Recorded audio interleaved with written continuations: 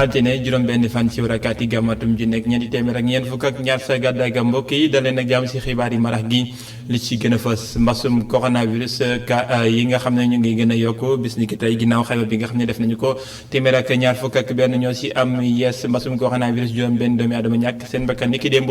waral nag comité bi nga xam ne ñooy taxawu lépp loo xam ne moo jëm si wàllum épidémie doon amal ab lël tey jii si njiital ki nga xam ne moo di jëwriñ jër wàllum wér-gu-yaram Abdoulaye Diouf Sarr soññee bu baax nag si mboolem li nga xam ne moo digleeg tere waa kër docteur waaye tamit di soññi ngir ñu gën a mën a xool jàngoro jooje ba xool it nan lañ koy taxawoo si geneen wàllum njàng meeg njàngale mi éducation njiitu réew mi président Macky Sall doon na si amal ab lël boo xamante ni it doon nañ ci xayma mboolem li nga xam ne moom la ñuy def ba xoolaat xeetu njàngale mi maanaam système bi si loolee nag wax na ne faaw ñu daal di yokk doole wala bon yokk limub ñi nga xam ne ñoo di inspecteur académique yi si li nga xam ne moo di éducation inspecteur yooyu yëngu si wàllum éducation lim ba dafa néew si gis-gisu njiitu réew mi président Macky Sall mu ngi naan nag bit jëm réewum Sénégal si koppar téeméer boo jël ñaar fukk ak juróomi toftal juróom benn la ñuy jagleel li nga xam ne moo di njàng meeg njàngale mi wàllum set ak cell it dinañ ko wax si jotaayu xibaar yi ak ndakaaru gi nga xamante ni bii gis nañ ne mbedd yi nag commencé naa ne booy daal di set ginnaaw bi nga xamante ni bii campagne bi ñu jóge woon di zéro déchet maanaam mbalit bañ am si mbedd mi wuteel nañ fi nga xam ne moo di Médina suñuy reporter dajeek ñi nga xam ne ñoo fa yeewoo bëgg nañ si lool dinañu ànd ak reportage u Aïssatou Diack lii mooy li nga xam ne moom lañ leen daal di indil si bopp xibaar yi nes kiis ñu daal koy yaatal.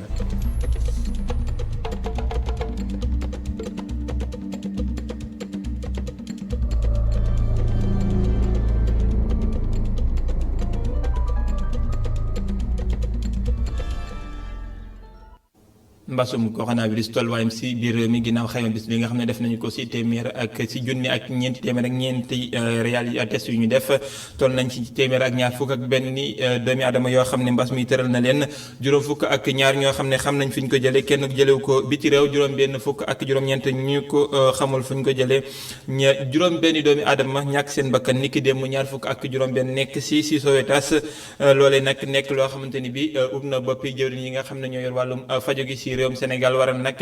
ñu daal di amal ab lël boo xam ne amal nañu ko tey jii si njiital jëwriñ li nga xam ne mooy wàllum faju gi Abdoulaye Diouf Sarr moom nag wax na ne ñu ngi si ñaareelu wàgg dëgg si réewum Sénégal si mbasum coronavirus waaye nag teewul muy soññee tey dalal xelu askan wi ne lépp loo xam ne jëm na si ay matuwaay def nañu ko ngir lépp daal di mucc loolee nag Abdoulaye Diouf Sarr yëkkati na ko si ay kàddu di xamle ne it ne comité boobee nga xam ne ñoo yëngu si wàllum épidémie doon nañu taxaw li nga xam ne moo jëm si loolee ñu ànd si ak reportage bu Boubacar Dia.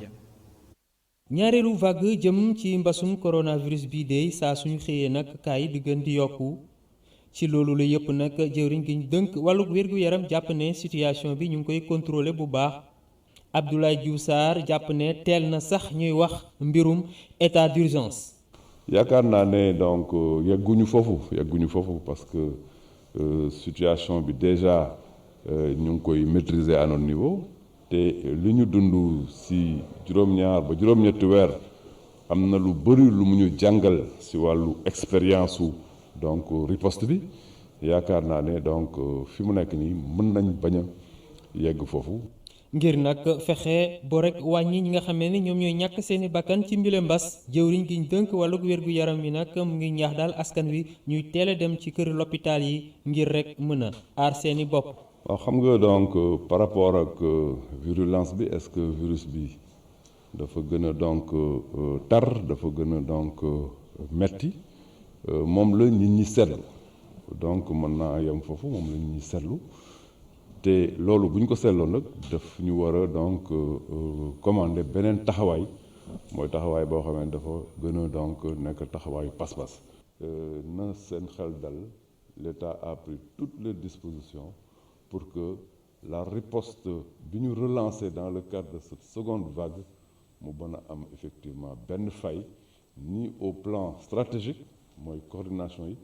ni au plan de la mise en œuvre ni au plan donc des moyens lépp dana donc yemb. lu aju nag ci wàllug vaccin bi nga xamee ne jamono ji lëmbee na àddina Abdoulaye Diouf Sarr di xamle ne faw rek ñu xaar ndogal gi jóge ci kuréel gi ŋànk wàllug wér-gu-yaram ci at mu di OMS. waaw si wàllu vaccin bi coow li bëri na si mais li ñu mën a jàpp mooy que ne Sénégal réew mu am donc expérience la si wàllu vaccination mais aussi du moom rek moo nekk ci koñam di toppatoo vaccin par rapport ak Covid-19 dafa bokk ci benn initiative bu mag boo xamante ne téeméeri réew ak juróom-ñaar fukk ñoo ci nekk lu ñuy wax initiative COVAX ci biir téeméeri réew ak juróom-ñaar fukk yooyu juróom fukk ak juróom benn yi ay pays à revenu intermédiaire lañ ñu ci liggéey ci biir am na OMS am na UNICEF am na Gavi et cetera ci biir loolu am na vaccin yoo xamante ne déjà njort nañ ne vaccin yooyu moom la ñuy homologué dañu xaar nag homologation boobu bu jeex bu homologation boobu jeexee nañ ne vaccin bi kat moom la ñu retenir homologué ko pour que ñun ñu utiliser ko. réew yu bëri yi nga xamee ne nag jamono ji ñu ngi jël ay dogal ngir rek dakkal seeni diggante ak réew mu mel ni Angleterre mi nga xamee ne mbas ma sonal na leen lool jamono ji nag réewum Sénégal jëlaguñ benn matukaay jëm ci li ni mel.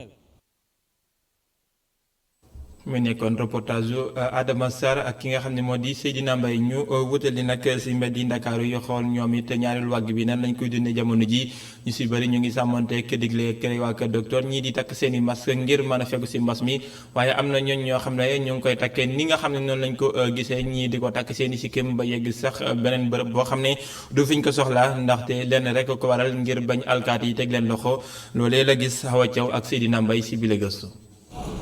masque ci sikkim doon na li nga xam ne jamono yi moo nekk à la mode ñu koy seetlu bu baax a baax. boo gisee loolu li ko waral mooy bëri nit ñi feebar doo commencé dañ koo gëmoon ko trop léegi bi nee bi ci biir état bi ni mu seeree feebar bi ci la dem ba nit ñu bëri gëmatuñ ko moo waral nit ñu bëri bu koy takk policier bi mooy tax ñu koy takk waaye du pour ragal feebar bi damay dugg da ngay gis tata yi dañ ko day dugg ci oto bu ñu duggee ci oto yi bu nee ba fu policier bi monté ñuy takk leen seen masque yi ñëpp takk masque yi bu ñu demee rombaat ñëpp tekkiwaat seen i masque ba loolu moo ko waral. Vous savez, dans la plupart du temps. ba coronavirus bi tàmbaliwee ba tey façon masque bu nekk nañuy gis yi xat am yoo xam ni doo sax noyyi bu baax yombul nag loolu moo tax ñu koy wàcce ngir mën a noyyi bu baax nekkul nag dañuy def lu ñu neex. Ben c'est pas qu'on le fait exprès, c'est juste les conditions. ma gis-gis li ñu wax ñu koy def parce que souvent dañ koy wàcce pour wax wala pour lekk wala pour tux après dañ koy fàtte yéegewaat loolu xel mooy am loolu laa xalaat sama gis-gis loolu la quoi. bu ñenn ñi jàppee ni solu masque bi lu war la ngir xeex Covid-19 bi ñeneen ñi ñoom ñu ngi wax ni dañ koy takk rek ngir daw daan yi nga xam ne police bu leen jàppee dina leen ko teg. situation bi rek moo tax ñuy wàcce suñu masque yi waaye loolu tekkiwul ni faalewuñu digle yi nga xamante ni ñoo jóge ci ñi yëngu ci wàllu wér-gu-yaram waaye ñuy def suñu kéemtalaay kàttan ngir ñu mucc ci boobu la feebar. waaw su ma leen gisee moom dama koy yéegal su ma leen gisee dama koy yéegal après su ma leen gisul dama koy wàcce waat. waaw non waaw dañ koy takk pour bañ am problème mais duñ ko bëgg a dindi aussi complètement pour wax wala pour benn affaire dañ koy wàcc mais dañ koy fàtte yéegalaat loolu looy problème bi. ñi nga xam ni dañuy teg masque ci seen ay sikkim ñu ngi wax ni xam nañ bu baax a baax ni yii niñ koy defee du noonu. xam naa loolu du yoon waaye instant yi bu nit ñi nan waroon a jëlee feebar ba pour nit ñi gëm ko ba nit ñi respecté mesures barrières yi moom lañ deful moom la état bi deful moo tax tamit nit ñi te instant yi léegi masque yi takk pour policiers yi la waaye du pour feebar bi te feebar boo am si dañ la koy wax te yow mosoo gis feebar bi da nga koy dégg rek ak nit ñi tamit yàgg ñu gis ñoom état bi ñoom li ñuy tere ñoom da nga koy def ñoom léegi moo tax nit ñi tamit lii ay naxe mbaay la rek. Non, bon, comme je le disais, c'est la situation qui nous oblige à la baisser. C'est pas qu'on ne veut pas se conformer aux règles prises par les mesures barrières, mais vous savez, on s'adapte à la situation actuelle. du yoon mais xam nga rek wér-gu-yaram dama am problème nooy daal moo tax ma koy def noonu su ma ko takkee dafa may fat. solu masque bu baax wala nga teg ko ci sa sikkim doon na li nga xam ne ku ci nekk yaa ngi ci amal sa explication wu bopp ci kaw loolu ñu gis ni masque leer ba leer mooy ni koy sole mooy day fatt bakkan bi ak gémmiñ bi.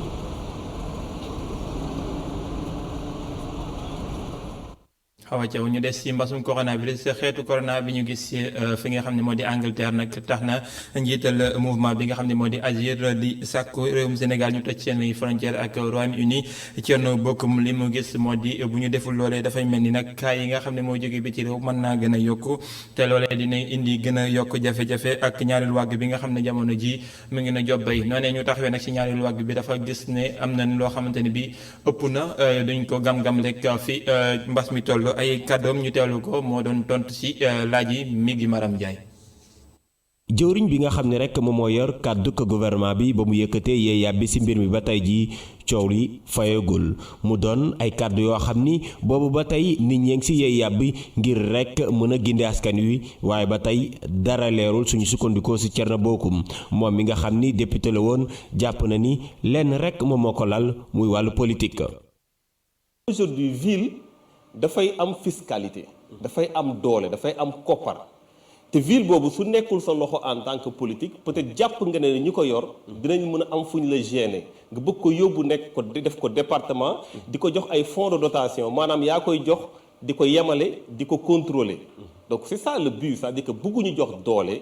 le futur maire de la ville de Dakar doole boo xamante ne dina tax dinañ leen mën sonal donc gisuma si lu dul argument politique. nguur gi gëtam yépp ndakaaru la ko teg loolu mooy gis-gisu Thierno Bocoum moo taxit ñuy def lépp naam yoon waxu ko. Acte 3 de la décentralisation bañ koy teg c'était justement ça dafa amul liste boo xam dañ ko doon teg directement pour nga nekk maire de ville de Dakar ñu dindi liste bi ne léegi pour nga nekk maire de ville de Dakar il faut nga gagner communes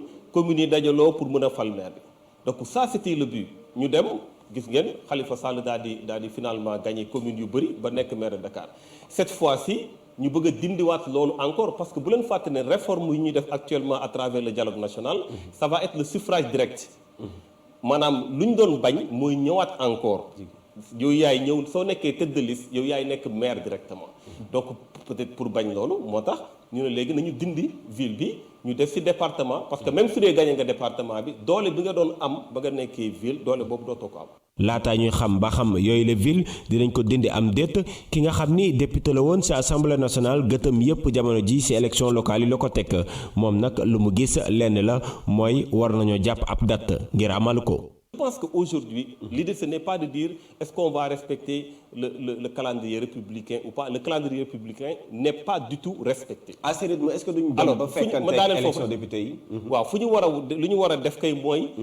qu'on commence tout ce qui a commencé dès maintenant, qu'on évalue le nombre de jours plus les délais légaux yoo xamante ne mënul ñàkk et qu'on fixe définitivement la date des élections en 10 ans. Aux Sénégalais surtout, pas aux politiques. Pas aux Sénégalais surtout yéen a faloon seen i conseil yéen a faloon seen i kii tel jour di ngeen am possibilité ñëw mais je pense que manque de respect population yi la. ndax moom Thierno Bocoum day doon candidat am déet jamono ji moom amagul benn tontu ci boobu la laaj waaye jàpp na ni kujje gi war nañoo booloo ngir jàmmaarloog ñi nga xam ne rek ñoom ñooy nguur gi ak jàmmaarloo boo xam ni élection moom moo koy tax a jóg ak parti yi nga xam ni ñoom ñoo bokk benn gëm-gëm. kon mu ngoog seetlu ngeen ko moom mi ngi Maram Ndiaye mu ngi doon waxtaan ak Thierno Bocoum ci Tok Tok Sénégal mu doon àddu lu jëm ci tolluwaayu politique wuuteeg li nga xam ne moom lañ leen junjoon ñu wax ci leen ci wàllum njàng meek njàngale mi njiitu réew mi président Macky Sall doon na nag jiite ab la nii ki noonee la daal di xamle ne lu toll ci budget réewum Sénégal téeméer boo jël ñaar fukk ak juróom benn la ñu jagleel wàllum njàng meek njàngale mi ngir jafe-jafe yi nga xam ne nag seetlu nañ ko ci njàng meek njàngale mi daal di tuxu faaw nag ñu daal di yokku inspecteurs yi nga xam ne ñu ngi ci wàllum njàng mi loolee le président Macky Sall xam ne ñu teewlu ay kàddoom ci micro Boubacar Dia. Depuis le début de cette pandémie. éducation ak formation dafa doon lu am solo ci réew moo xam ne rek dafa bëgg dem kanam xam waaye it xam naka ngay doxalee donc loolu dafa doon loo xam ne rek moo tax ñu war a bàyyi mën a xel loolu moom moo war a tax rek ñu mën a bàyyi xel lu jëm ci wàllu numérique ndaxte place bu am solo la war a am ci àdduna bi tey jii ñu ngi nekk en direct ak waa Canada. loolu dafay wane ne rek doole bi nga xam ne numérique am na ko Covid-19 bi nga xam ne rek moom la ñu nekk nii gis nañu ni numérique taxawaay bu su am solo secteur yu bëri am nañu ay jafe-jafe waaye numérique moom moo doon tax àdduna bi mën a développer kon foofu ñu gën ko may doole gën ko bàyyi xel suñu bëggee suñu réew gën a mën a doxal waaye nag loolu nag pour mu am foo rek ñu jéem a xool naka la ñuy def ba wàllu njàng mekk njàngale bi ñu dooleel ko bu baax a baax lu nu mel nag dafay dooree si li nga xam ne rek moom mooy surtout tànk ya primaire ba secondaire ba si étudiants yi foo rek ñoom ñëpp ñu xam naka la mbir mi war a doxalee tey jii gis nañ ni ndongo yi nga xam ne ñoom ñooy am bac ñu seen xam-xam màcc ci wàllu scientifique ak ñeneen ñi lim bi tolloowul daanaka ñuy am bac 73% téeméer boo jël juróom-ñaar fukki ak ñett ñoom duñu ay scientifique te loolu defe naa ni du dëgg du yoon foofu rek lu nu mel nag ñu teel ko commencé si tout tànk ba ndaxte mbir moom soo ko bëggee saafara fa mu dooree foofu ngay dem wàllu formation bi lu am solo la même inspecteurs yi foofu ñu former leen gën leen a may doole su fekkee ni tamit dañ ca war a investir nañ ñu ko wax ñu daal di koy def. Et si l'enseignement supérieur n'arrive pas à vous les former, on vous donnera la possibilité de former vos inspecteurs. ñu des si wàllum njàng meek njàngale mi wutalee Géejawaay foofee nag ndongo yi ñu ngay taxaw nag ngir seen i élection li nga xam ne moo jëm si gouvernement scolaire yi sa CEM bu Njaaréem lu toll si ñeenti candidat ñoo fa nekk nag ku nekk di dagaan baatu seen i naataango ngir ñu daal di leen di woteel yooyu la élection ñu ngi ko war a amal àllarba bi ñu dëkkmal sa établissement maanaam école yi nga xam ne ñoo nekk si diwaanu Géejawaay ñu dem ba foofee si banlieue ba fekk fa Mamadou Lamine Fati. civisme citoyenneté doon lu sax bu baax a baax ci xolum école yi nga xam ne ñoo nekkee ci géejawaay élèves yi nekkee ci CM Njaaréem ñu leen di tàggat ci naka la ñuy tegee gouvernement ci benn campagne électorale bi nga xam ne ñoom ñu ngi koy def ngir fal seeni président bu nar a jiite seeni gouvernement scolaire gi la. chaque année dañu dem ci classe bu nekk tànn fa ñaari ndaw góor ak jigéen pour ñu porter voix classe boobu noonu bu ñu nommé délégué ba pare dañu dem. si élèves yi nga xam ne ñoo bëgg a porter candidat pour nekk président gouvernement scolaire bu leen choisir ba pare ak ay moyens yu baax a baax dañuy dem si benn conseil constitutionnel boo xam ne dañ koy former ñu tuddee leen les sages ñu nekk 7 si ñooñu dañuy dem pour déposer seen candidature bu ñu jógee si déposition ba pare ñu valider ak ñu invalider dañuy dem si campagne électorale. ñeent ñuy jongante ngir benn toogu ku ne di jéem a jël say farandoo ndax ñu mën a ànd ak yow ci programme bi nga xam ne moom nga leen di nar a defal Boubacar Aw Fatou Camara Moustapha Meng Ibrahima Gassama ñoom ñi la ñëpp ay candidat lañu. sama parti mu ngi tudd ànd defar suñu seen sama couleur du bulletin moo ngi nekk jaune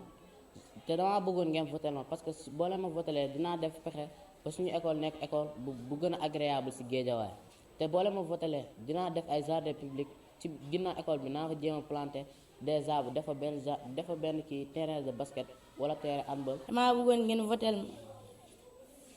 sama parti mi ngi tudd parti jàppal ma jàpp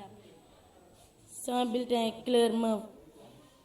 boole ma votelee dinaa def ci école bi dinaa def lu bëri pour jàppale waa école. chaque semaine dinañ def set setal wala chaque samedi école bi dootul amati ay élèves di saaga professeur wala yooyu noonu dootu fi amati yooyu yëpp dinañ ko fi dindi. li ma bëggoon mooy ngeen votel ma te xam naa ne loolu di ngeen ko def parce que yéen élèves yi seen arrangement ngeen def te xam ngeen école bi ni ñu ko mën a liggéeyee te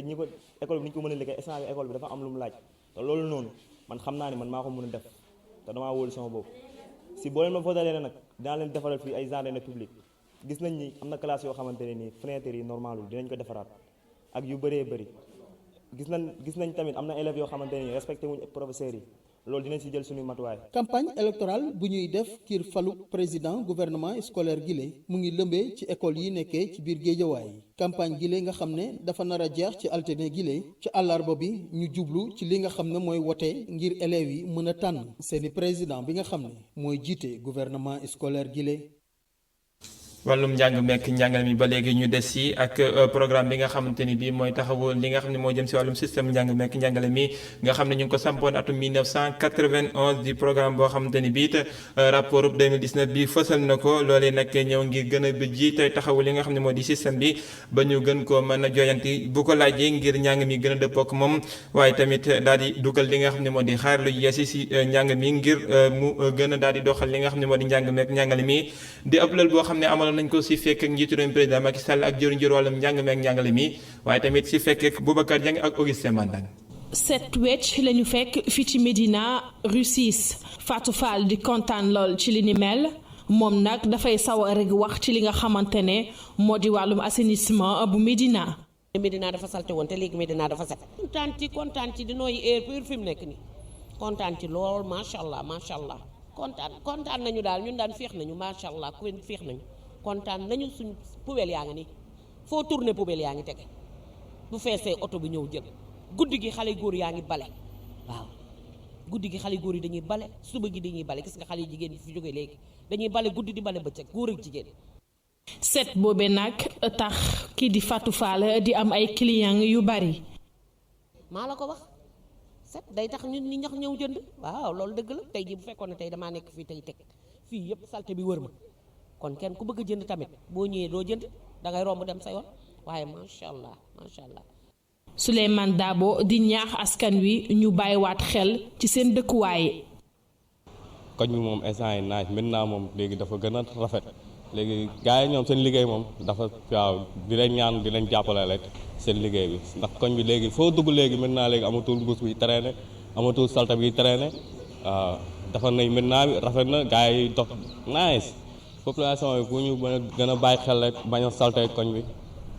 poubelle yi bëri nañ fi lu ñu salte mu ñu bale bu ñëw ñu yóbbu si poubelle bi def ko si wala ñu xaar ba oto mbale bi ñëw ñu sotti ko si. soxna si dëkk Médina moom ngi rafetlu boobu coppite maanaam set bi Médina set. loolu de moom dañ ci sant yàlla bu baax parce que Médina ku ko xamoon démb ak tey ji moom xam ne Médina moom am na changement bu baax wax dëgg yàlla mbedd yi set na Médina changé na te wax dëgg fu ñu toll balekat yaa ngi ñëw di bale Médina daal moom wax dëgg fa yàlla moom.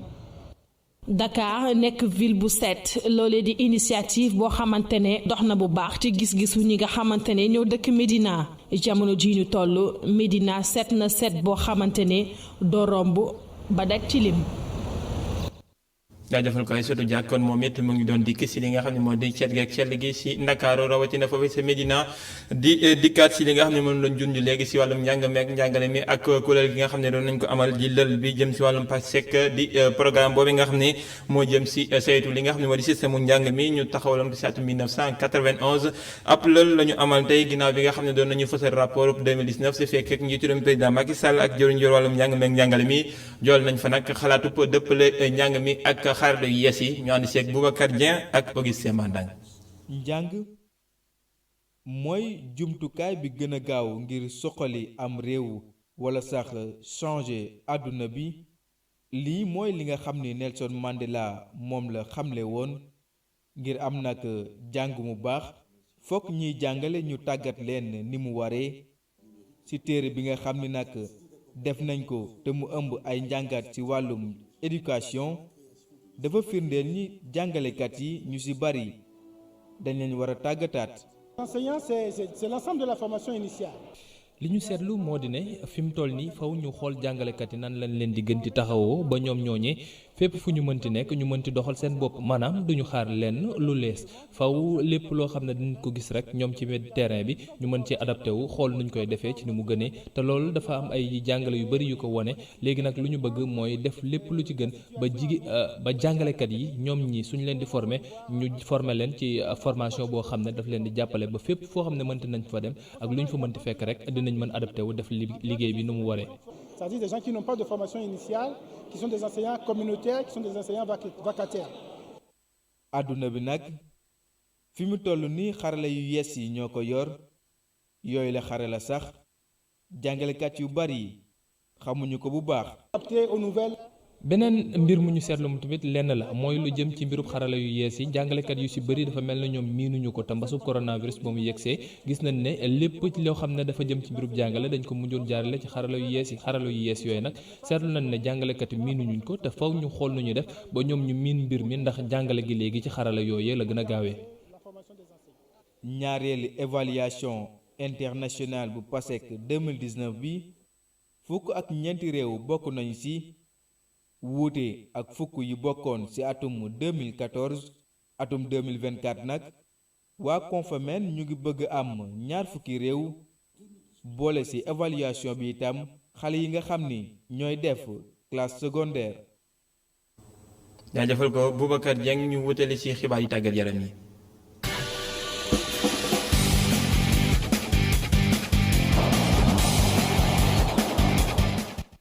xibaar yi tàggat yaram ñu si ànd ak Pape Malick Diaw Pape Malick maa ngi lay nuyu. maa ngi lay fay bu baax Cheikh Sall. dañ koy dooree ak li nga xam ne moo jëm si ñaareelu tour préliminaire yu compétition interclub yu CAF yi nga xam ne day dooraat nag ni ki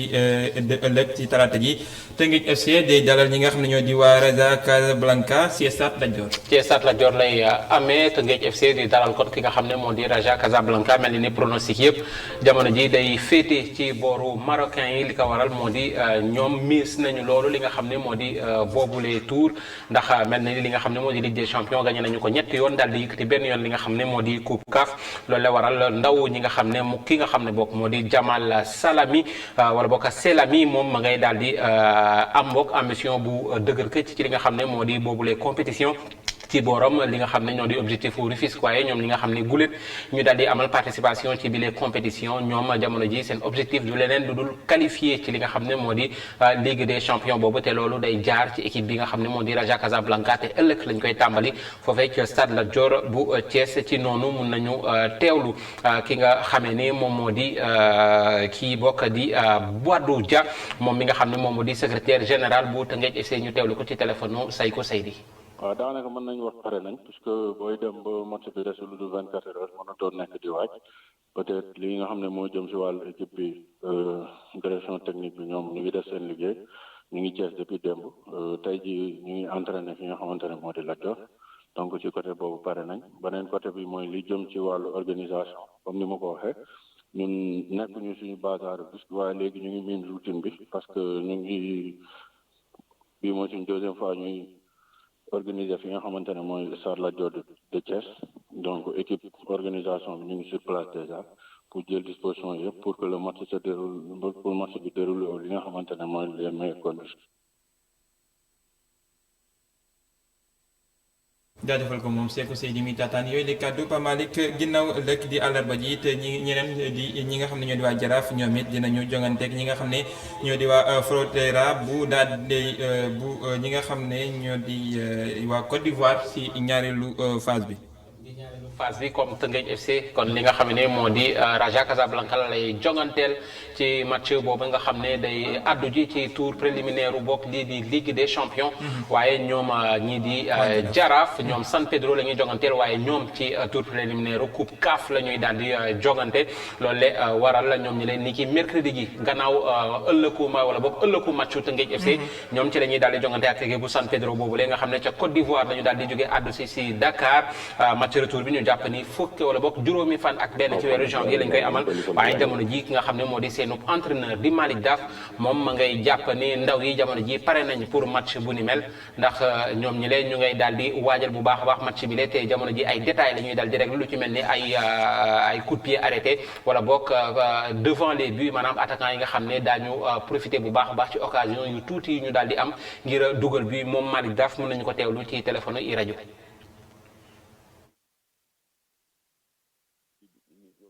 ci suñu ñëw ci Dakar xamoon nañ ni San Pedro la ñuy jouer te bi ñu ñëwee rek dañu jublu ci liggéey bi daanaka entraîné nañu préparé nañ leen bu baax vraiment ñu ngi ci dernier wàccuwaay yi mooy wàccuwaay bu mujj bi xam nga pour faire face à cette équipe am nañu chance nag am vidéo ak cassette ci ñoom fusionné leen xool leen jéem a waxtaan ak xale yi ci jàngat bi nga xam ne am nañ ko si ñoom ñu xool aussi comment aborder le match je pense que yëpp liggéey nañ ci ci des nag mooy comme ni ñu ko wax rek jéem a mottali liggéey bi suba incha allah ci kàttanu yàlla def dernier réglage yi travail un peu la mise en place travail un peu sur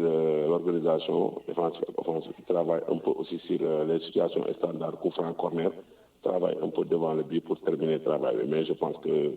presque par une période d'affûtage, le dernier réglage. Donc je pense que l'Union Yalla mooy fait gannaaw suba Inch'Allah taala ñu ñëw ñu xool équipe bi ci kàttanu Yàlla bu neexee Yàlla.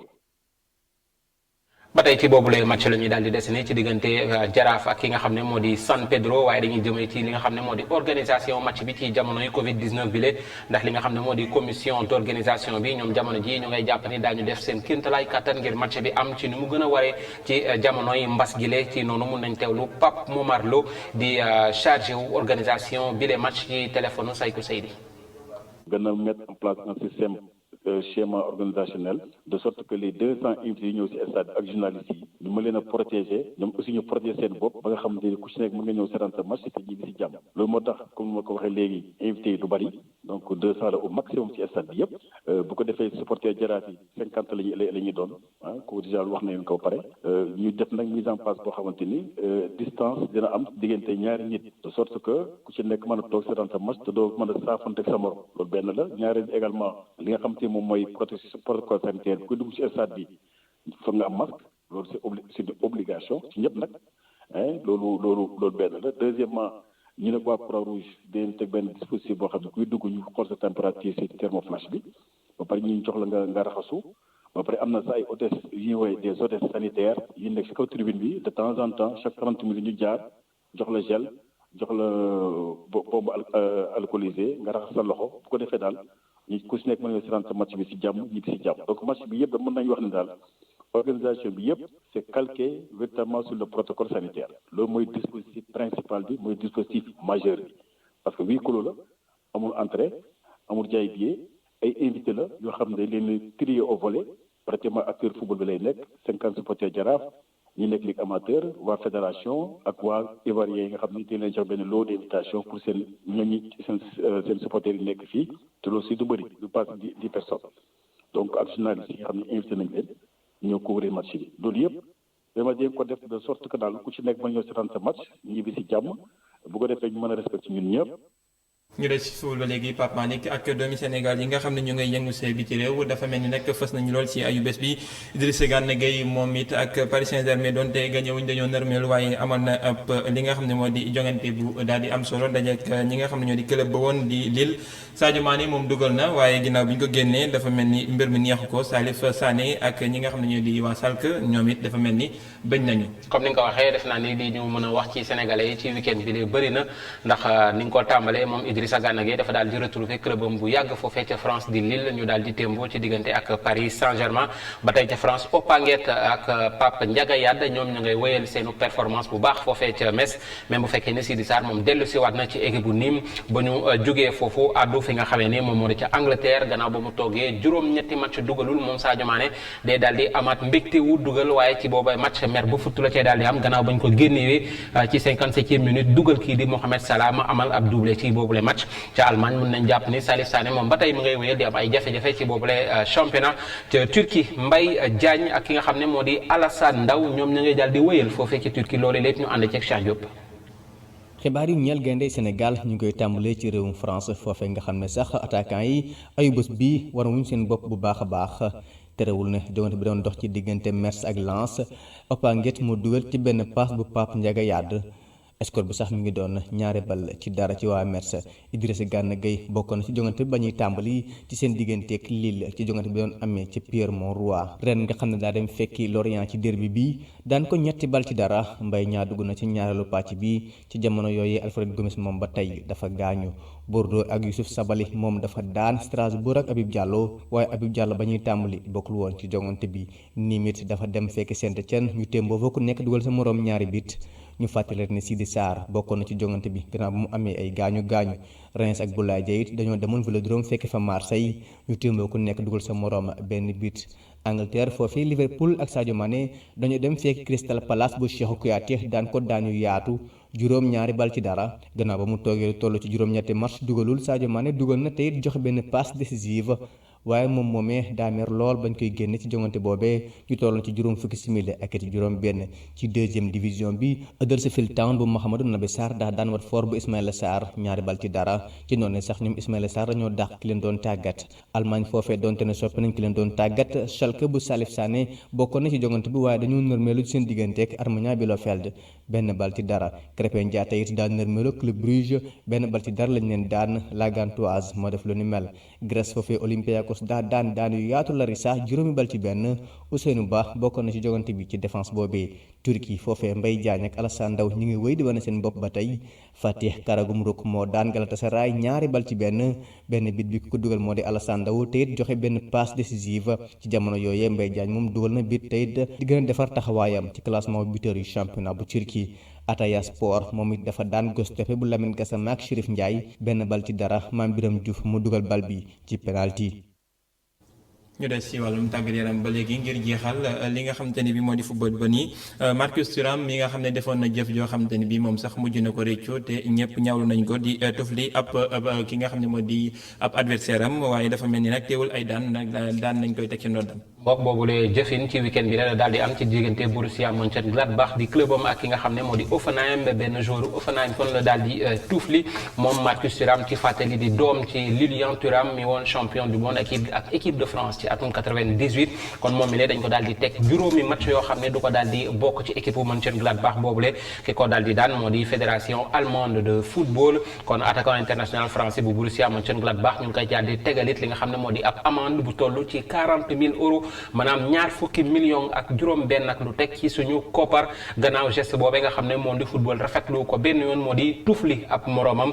ci pelouse football nga xam ne rafetlu ñu ko benn yoon moo xam footballeurs yi moo xam spectateurs yi ak ñëpp ñu teewlu woon li nga xam ne moo di match boobee mu nga kon nag Cheikh Sall ci noonu la ñuy tëjandee buntu xibaaru tàggat yaram yi. jaajëfal ko Pape Malick Diaw jaajëfal leen mbokk yi ci teewlu bi fii it dañuy yëkkatee bi la jotaay xibaar 19h45 si kàllaamay nasaraan lay doon ngeen si ànd ak Adama Anouchka Ba waaye si kanam tuuti ngeen wéy ak la total ak ki nga xam ne moo di Cheikh Dana Fall.